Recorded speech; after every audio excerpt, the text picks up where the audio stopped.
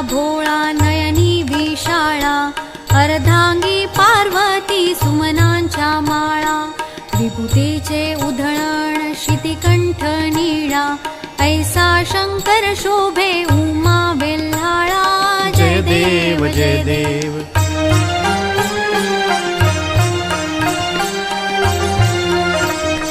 देवी दैती सागर मंथन पै केले, त्या माझी अवचित हलहल जे उठले, ते त्वा आनंदे प्राशन केले, नीलकंठ नाम प्रसिद्ध झाले. जय देव जय देव.